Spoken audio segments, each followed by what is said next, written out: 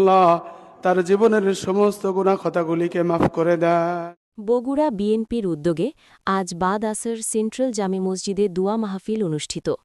বগুড়া সদর প্রতিনিধি সোহেল আহমেদের ভিডিও চিত্রে বিস্তারিত।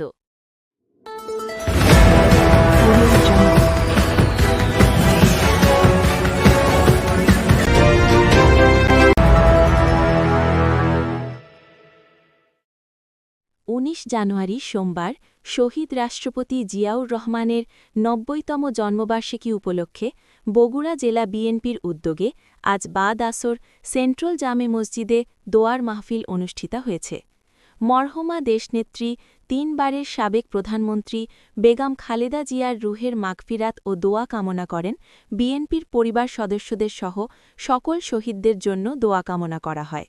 এ সময় উপস্থিত ছিলেন বগুড়া জেলা বিএনপির সভাপতি ও সাবেক মেয়র রেজাউল করিম বাদশা, বগুড়া জেলা বিএনপির সাধারণ সম্পাদক আলী আসগর তালুকদার হেনা, সাবেক সভাপতি ও নির্বাহী সদস্য ভিপি সাইফুল ইসলাম, বগুড়া জেলা যুবদলের সভাপতি জাহাঙ্গীর আলম, বগুড়া জেলা যুবদলের সাধারণ সম্পাদক আবুল হাসান, বগুড়া জেলা ছাত্রদলের সভাপতি হাবিবুর রশিদ সন্ধান সরকার সহ বিভিন্ন পর্যায়ের অঙ্গ ও সহযোগী সংগঠনের নেতৃবৃন্দরা ও সকল মুসল্লিগণের উপস্থিতিতে দোয়ার মাহফিল অনুষ্ঠিত হয়েছে। চলন বিলের সময়ের প্রতিচ্ছবি।